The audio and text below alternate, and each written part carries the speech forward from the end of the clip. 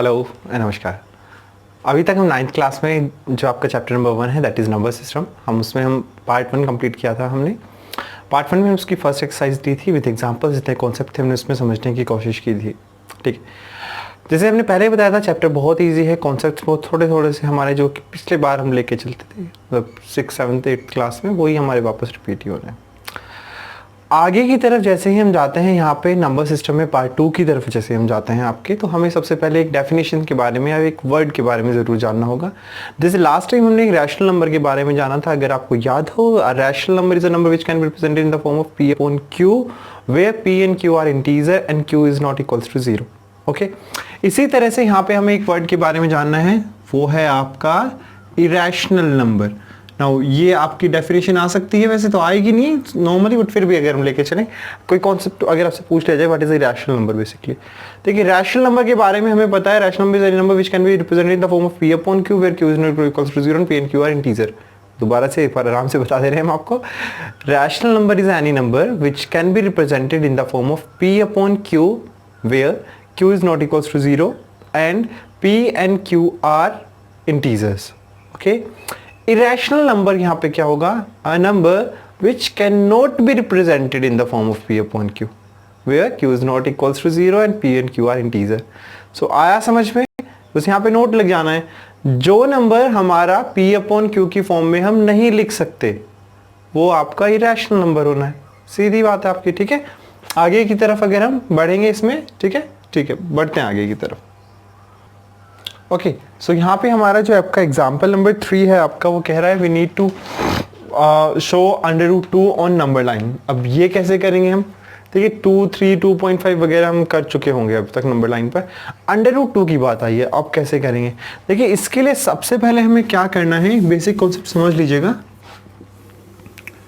एक लाइन बनाइएगा, बना सकते हैं स्केल वगैरह यूज करके। ठीक है, नाउ यहाँ पे क्या कीजिएगा, 0 से स्टार्ट कर दीजिए, 1 2 3 4, इधर नेगेटिव भी ले सकते हैं, -1 -2 -3। नेगेटिव लेना जरूरी नहीं है क्योंकि हमें पता है कि रूट पॉजिटिव है बेसिकली, तो पॉजिटिव ही वैल्यू निकलनी है, तो पॉजिटिव तरफ ही आपका आएगा, 0 से आगे वाले ही ले लें, दैट इज गुड। ठीक है, अब जब भी आप ये बनाए ना तो इतना जरूर मेक श्योर कीजिएगा कि आप 1 सेंटीमीटर का गैप ना ले हर यूनिट के बीच में, मतलब 0 से 1 को 1 सेंटीमीटर ना ले, एटलीस्ट या तो 2 सेंटीमीटर लें या फिर 1 इंच ले लीजिए। ठीक है, उससे क्या होगा, अभी आपको पता लगेगा कि उससे हमारे लिए ईजी थोड़ा सा गैप होगा, तो जो भी हमें करना है वो हमारे लिए थोड़ा सा ईजी आपका हो जाएगा। फिर उसके बाद हमें क्या करना है, we need to go to the 1, यहाँ पर हमें 90 डिग्री का एंगल बनाना है। अब 90 डिग्री का एंगल बनाने के लिए हमारे पास दो कॉन्सेप्ट हैं, अभी तो हम यहाँ पे नहीं सिखा सकते आपको किस तरह से होता है, या तो आप सीधा डी ले लीजिए, प्रोटेक्टर ले लीजिए, आप सीधा बना सकते हैं 90 डिग्री का एंगल। अदरवाइज हम एक बार बता दे रहे हैं, यहाँ पे जाइए, आर्क लगाइए विद द सेम डायमेंशन, इधर आर्क यहाँ पे रखिएगा, सेम डायमेंशन यहाँ पे। अब यहाँ से इधर ऊपर की तरफ, यहाँ से ऊपर की तरफ विद द सेम डायमेंशन, और जहाँ पे इस पॉइंट को मिलाते हुए लाइन आपकी ऊपर तक गई। ये कितने का बना है, 90 डिग्री का एंगल। अदरवाइज आप प्रोटेक्टर की हेल्प से भी बना सकते हैं, मतलब डी की हेल्प से भी आप बना सकते हैं। अब 0 से 1 तक का जितना भी आपने गैप लिया था, 1 इंच का लिया था, 2 सेंटीमीटर का लिया था, आपकी मर्जी है कितना भी ले सकते हैं आप, तो उतना गैप लीजिए अपने कंपास में, यहाँ पे रखिएगा, this is the point, and ये आपका जो पेंसिल आती है वो है आपका यहाँ से यहाँ पे, और फिर यहाँ पे रखकर उसको ऐसे करके आर्क लगा दीजिए। समझ में आया। अभी क्या कीजिए, इसको और 0 को मिला दीजिए। ठीक है, आया समझ में। देखिए अंडरस्टैंड कीजिए इसके पीछे के लॉजिक को जरा। ये कुछ इस तरह का ट्रायंगल बन गया है आपका, यहाँ पे हमने 1 यूनिट लिया था, यहाँ पे हमने 1 यूनिट लिया था, सेम डायमेंशन जितना यहाँ पे था उतना ही हमने यहाँ पे लेके चला। क्या है 90 डिग्री का है, हाँ जी। तो ये आपका एक राइट एंगल ट्रायंगल बनता है। राइट एंगल ट्रायंगल में आपकी एक चीज यूज होती है, दैट इज पाइथागोरस थ्योरम। वहां पे ये कहा जाता है आपको कि हाइपोथेनियस का square is equals to perpendicular का स्क्वायर प्लस बेस का स्क्वायर। सो यहाँ पे आपका क्या आएगा, अगर हम इसको सॉल्व करेंगे, हाइपोथेनियस का स्क्वायर इक्वल्स टू 1 का स्क्वायर प्लस 1 का स्क्वायर, तो हाइपोथेनियस का स्क्वायर इक्वल्स टू 1 का स्क्वायर 1 आएगा, 1 का स्क्वायर 1 आएगा, that is 2। Hypotenuse is equals to √2, दोनों तरफ का स्क्वायर रूट करेंगे, तो ये आपका आ गया √2। यहाँ से यहाँ तक इसको शो करने की कोई जरूरत हमें यहाँ पे वैसे है नहीं, अगर कहे कोई टीचर सॉल्व शो करने के लिए, you can show it also. अब हमें तो नंबर लाइन पर √2 शो करना था ना, अभी क्या करने वाले हैं, यहाँ पे पॉइंट कीजिएगा, कंपास को और यहाँ तक का डायमेंशन लीजिएगा और उसके बाद बेसिकली आप क्या करेंगे, यहाँ पे ऐसे करके we can make an arc here. यहाँ से जितने का डायमेंशन लिया ये √2, सो बेसिकली यहाँ से यहाँ भी √2 होगा, यहाँ से क्योंकि यहाँ तक आपका √2 था, so this is √2 on number line. ठीक है, एक बार पूरा अच्छे से दोबारा रिपीट करते हैं, समझ में आ जाएगा। पहले क्या करना है हमने, draw a number line 0 1 2 3, okay. Now 1 पे जाना है हमें, 90 डिग्री का एंगल बनाना है हमें, फिर जितना हमारे पास 0 से 1 तक का गैप लिया था उतना ही गैप लेना है। याद रखिएगा ये जो गैप है वो आपकी मर्जी से था, 0 से 1 के बीच में सेम रहना है, 1 से 2 के, 2 से 3 के बीच में। वही गैप जो था वो 1 से लेकर यहाँ ऊपर तक हमें लेना है। अभी 0 से इस पॉइंट को मिला दीजिएगा, फिर हमें क्या करना है बेसिकली यहाँ से यहाँ तक जितना भी डायमेंशन था उसको आगे की तरफ लेके आना है। पॉइंट यहाँ पे रहेगा, पेंसिल आपकी यहाँ पे रहेगी और इस तरह से हमें इसको बढ़ा देना है। नाउ दिस इज √2, ओके, समझ में आ गया ये आपको? ठीक है, अब इससे अगला जो एग्जांपल था वो हमें ये कह रहा है कि we need to draw √3, example number 4। अब क्या करना है, √3 करना है। तो अभी √2 तो हमें आ गया, कॉन्सेप्ट भी मैंने आपको समझा दिया कि क्योंकि 1 यहाँ पे है, 1 यहाँ पे 90 डिग्री है, तो हाइपोटेनस आपके दोनों के स्क्वायर का सम के रूट के बराबर होगी, तो वो √2 आपका आ गया। अभी हम यहाँ पे जाएं, यहाँ पे and draw a 90 degree angle, इस लाइन को बेस लेते हुए बन गया आपका 90 डिग्री एंगल। जितना आपका यूनिट था उतने यूनिट को हम लेके चले हैं और हमने 0 से इसको ज्वाइन कर दिया। क्लियर है आपका यहाँ पे? अभी अगर हम देखेंगे ये कितना था हमारा √2, ये था हमारा 1। अगर हम देखेंगे हाइपोथेनियस स्क्वायर इक्वल्स टू 1 का स्क्वायर लेना था हमें और √2 का स्क्वायर लेना था। सो हाइपोथेनियस का स्क्वायर यहाँ पे 1, ये आपका 2 आ गया है। हाइपोथेनियस का square equals to 3, hypotenuse equals to √3। So basically हमारा √3 आया समझ में? क्या करना है, यहां वाले पॉइंट से बेसिकली हमें 90 डिग्री बनाना है।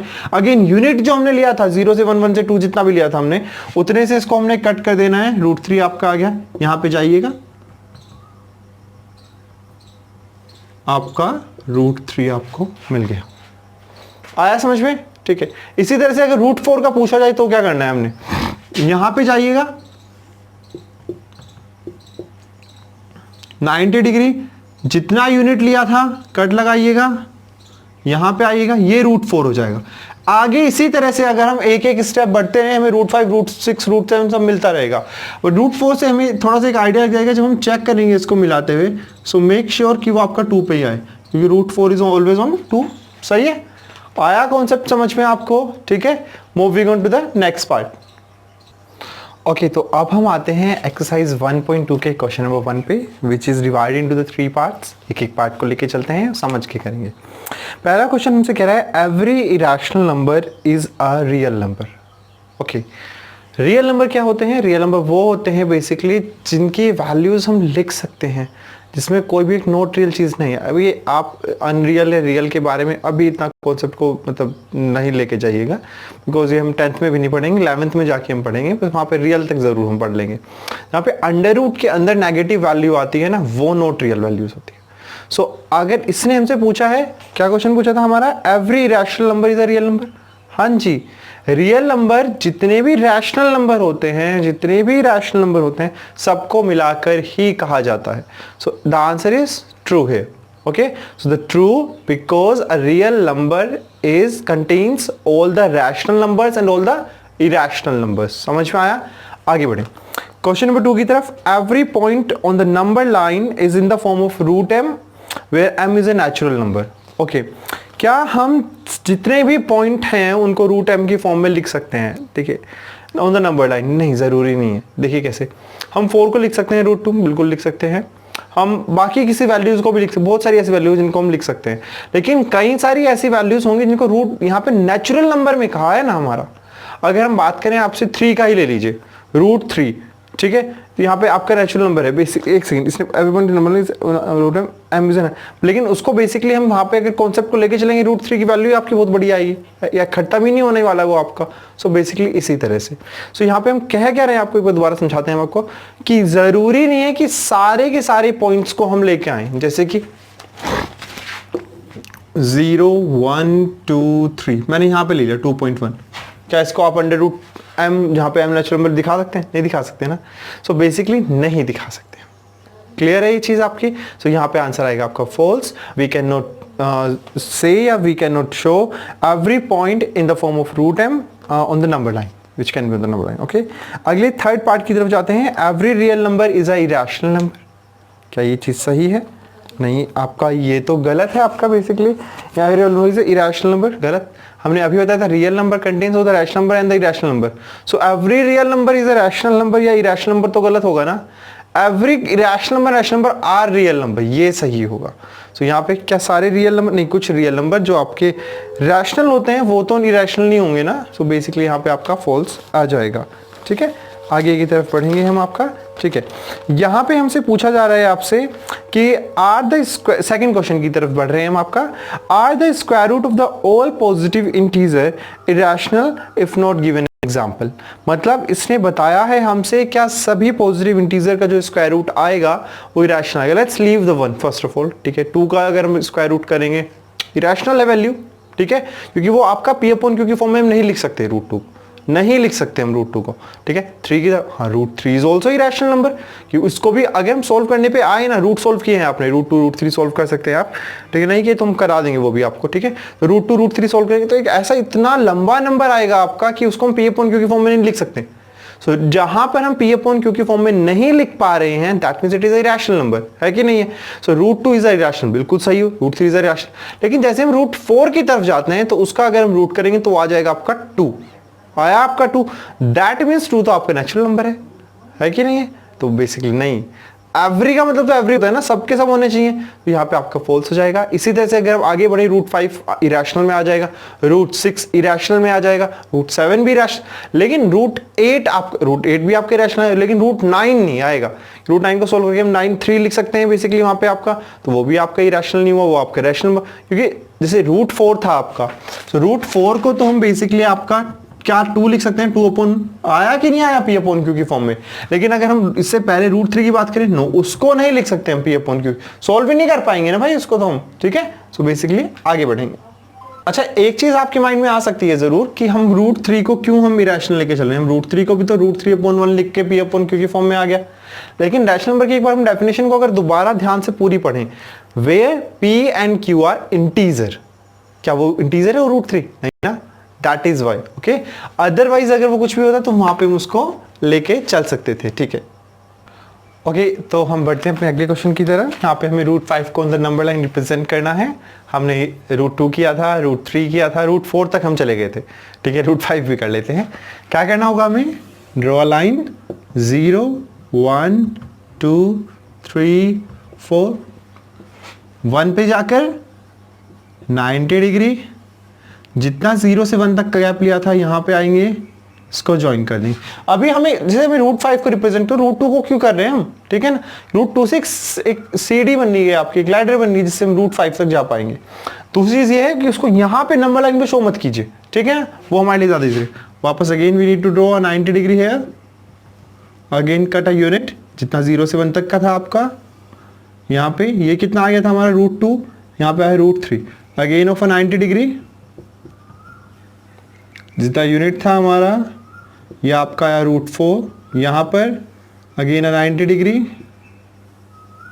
यूनिट जितना था उतना कट गया हमारा रूट 5। अब यहाँ पे जाएंगे और इसको हम आगे की तरफ बढ़ाएंगे। याद इतना रखना है कि रूट, देखिए रूट 4 हमारा 2 तक था, रूट 4 की वैल्यू 2 होती है, तो रूट 5 की वैल्यू हमारी 2 से तो आगे ही जाएगी ना आपकी। ठीक है, तो यहाँ पर हम लिख सकते हैं रूट 5। क्लियर आया? बना के कीजिएगा, कोशिश कीजिएगा, अदरवाइज हम इसका एक बार आपको विद हेल्प ऑफ कंपास और वगैरह, कंपास या जितने भी हमारे आपके ज्योमेट्रिकल आपके इंस्ट्रूमेंट्स रहेंगे उनकी हेल्प से बनाने की कोशिश एक बार करेंगे। उसके थ्रू भी वीडियो हम जल्द से जल्द डालने की कोशिश जरूर करेंगे। आगे बढ़ते हैं।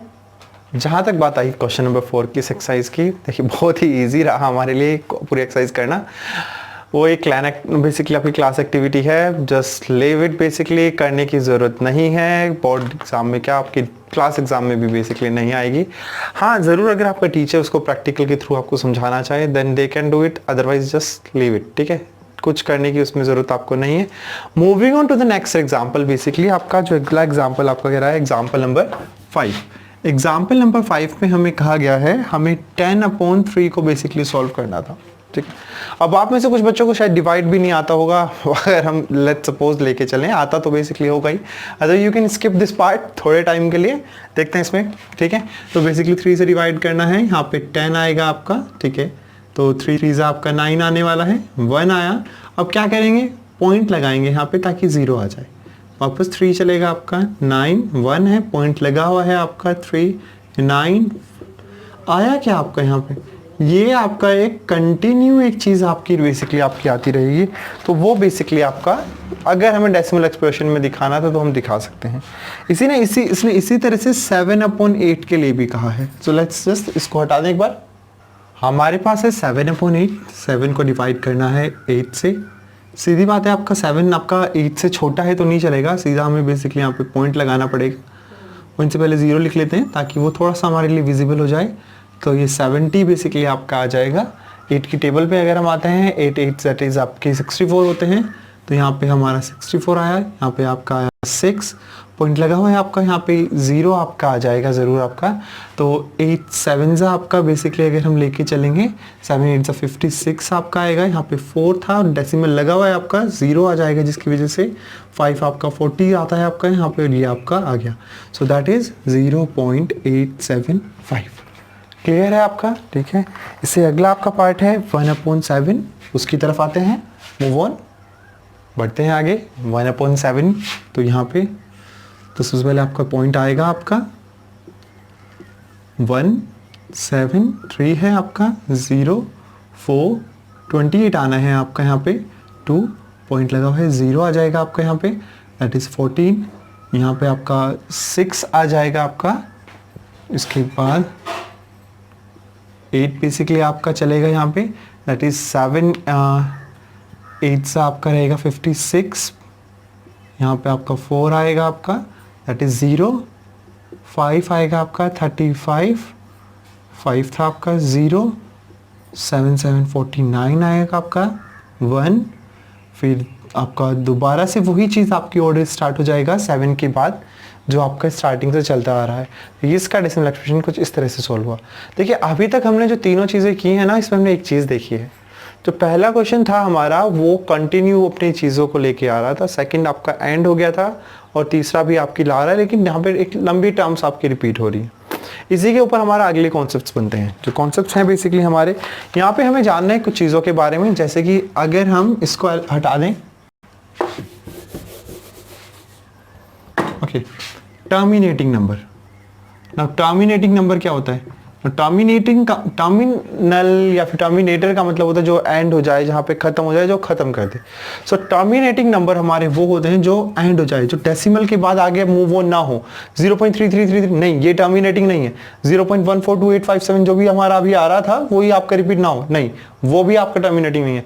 टर्मिनेटिंग नंबर आपका वो नंबर होगा विच एंड्स, जैसे कि हमारा इससे पहले शायद एक नंबर आया था हमारा जो कि था 0. शायद था आपका 875 अराउंड, तो वो टर्मिनेटिंग नंबर था। ठीक है, समझ आया? जो एंड हो जाए जिसका decimal expression, that is a terminating number. तो अगर हम बात करेंगे यहाँ पे नॉन टर्मिनेटिंग के बारे में, तो नॉन टर्मिनेटिंग वो होंगे जो हमने अभी किए थे, आपके 3 हमने डेसिमल आपके डिवाइड किए थे, जिसमें से 2, एक आपका फर्स्ट वाला जो शायद आपका दोबारा रिपीट होकर आपका आगे तक जा रहा था, और थर्ड वाला भी आपका जो आगे तक आपका जा रहा था। सो जो आपके एंड, यहाँ पर टर्मिनेटिंग का मतलब है विच एंड, जो एंड हो जाए, जो खत्म हो जाए, ये आपके डज नॉट एंड। ओके, ये आपके एंड नहीं होंगे, ये कंटिन्यू आपके चलते रहेंगे। ठीक है, चाहे सेम नंबर रिपीट हो या फिर डिफरेंट नंबर रिपीट हो, एंड नहीं होना, ये चीज आपको याद रखना है। ठीक है, एक चीज आपकी यहाँ पे आती है आपकी, अगर हम लेके चलेंगे, जो नॉन टर्मिनेटिंग नंबर होते हैं ये भी हमारे 2 तरह के होते हैं। एक होते हैं हमारे यहाँ पे रिकरिंग कह दें, या फिर इसको हम रिपीटिंग नंबर भी कह सकते हैं आपका। तो ये वाले जो नंबर होते हैं ये वो होते हैं जो रिपीट करते हैं। जिस तरह से हमने पिछले क्वेश्चन में देखा था, जहाँ पे हमने 10/3 किया था, तो क्या थे 0.333333। So that number is a non terminating recurring number. Okay, इसी तरह से अगर हम देखें वहाँ पे कुछ नंबर होंगे जो कि नॉन रिकरिंग आएंगे। सो यहाँ पे अगर हम नॉन रिकरिंग की बात करें, वो नंबर होंगे जो खुद को रिपीट नहीं कर रहे होंगे। ओके, यहाँ पे क्या होगा, आपका कुछ नंबर आएंगे जहाँ पे वो एंड तो नहीं हो रहे हैं बेसिकली, बट वो अपने आप को रिपीट भी नहीं कर रहे हैं, वो आपके non recurring non terminating number basically आपके रहेंगे। ठीक है, आगे बढ़ते हैं। ओके सो अभी 1.2 तक ही हम फिनिश करते हैं इस लेक्चर को, क्योंकि काफ़ी लंबा शायद लेक्चर हो चुका है आपके लिए, ठीक है। अगली बार से कोशिश करेंगे थोड़ा सा और ज़्यादा इसको, नहीं हम तक कोशिश करेंगे समझ में आ जाए आपको, बाकी लेंथ को हम मैटर नहीं करती हमारे लिए, ठीक है। तो next exercise will be taken in the next lecture. तो till then take care, stay tune, like and subscribe. अगर आपको पसंद आए लेक्चर, समझ में आए तभी कीजिएगा। तब तक थैंक यू।